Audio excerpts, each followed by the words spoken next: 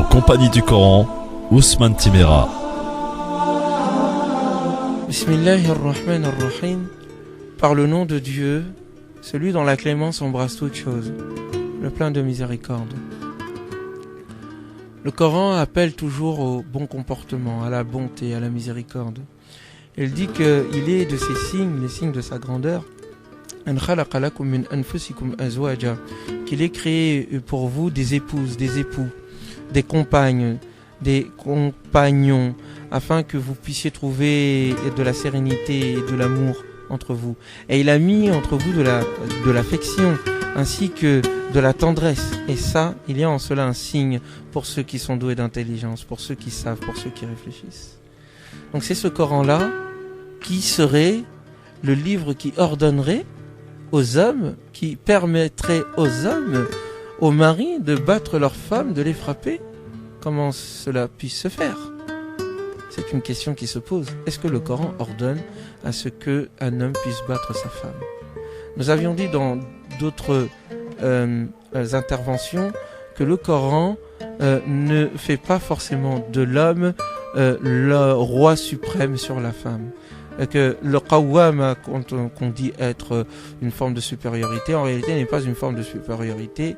C'est le fait que les hommes ont la charge du bien-être de leurs femmes et que c'est à cause de cela, à cause de cette réalité sociale-là, que l'héritage a été partagé d'une certaine manière. Revenez à ce passage-là dans la sourate An-Nisa et vous le verrez. Et c'est donc dans cette même sourate-là, une sourate qui est venue libérer les femmes, donc, que l'on dit, que le Coran dit « Wadribuhunna » frappez donc les femmes lorsque elles vous désobéissent. Non. Il faut ressaisir le passage là dans le contexte coranique global. Il faut lire le Coran à l'aune du Coran. Et là, on comprend que le prophète ayant fait cela, lui n'a pas compris ce passage-là comme étant un ordre ou une permission pour frapper les femmes. Non, bien au contraire. Il a dit, ne frappez pas les servantes de Dieu. Ne les frappe que ceux qui sont des misérables. Ne les respecte que ceux qui sont nobles.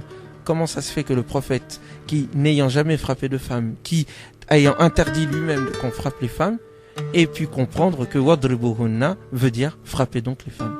Non, il y a donc une autre explication. Et effectivement, lorsque nous lisons l'ensemble des passages du Coran et que le mot daraba revient, à chaque fois, il est question de distinction, d'éloignement, de prise de distance. Yadribuna fil ard, dit le Coran quand il parle de ceux qui voyagent. Littéralement, c'est ils frappent la terre. Mais non, ça ne veut pas dire ils frappent la terre, voyons. Ça veut dire le fait de partir d'un endroit vers un autre. Yadribuna fil ard. Et lorsqu'il dit Dieu, c'est ainsi que Dieu fait apparaître la vérité et la distingue du mensonge. Yadribullahu al-haqqa ala al-batil. Donc littéralement, Dieu frappe la vérité sur le mensonge. Mais on sait tous très bien que ça ne veut pas dire ça. Ça veut dire, et regardez toutes les traductions dans le Coran, le fait de distinguer la vérité du mensonge. Et il en va de même pour tous les passages, la plupart des passages qui parlent de daraba. Daraballahu mathala, Dieu vous donne un exemple. Ça ne veut pas dire Dieu a frappé un exemple. Il vous a donné un exemple. Le fait qu'il ait pris une chose et qu'il l'ait mis en évidence.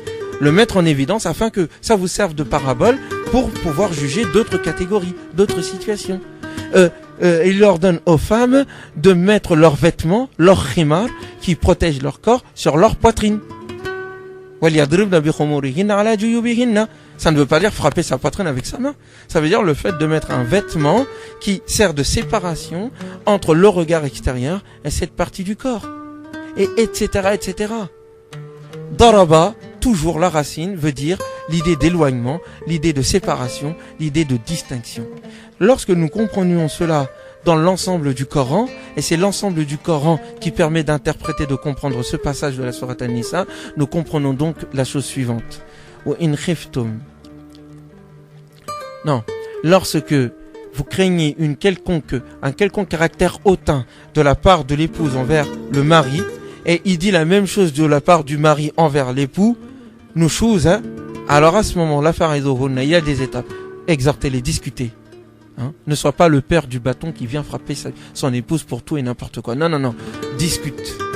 Ensuite, après discussion, séparez-vous d'elle. Dans le lit, séparez-vous.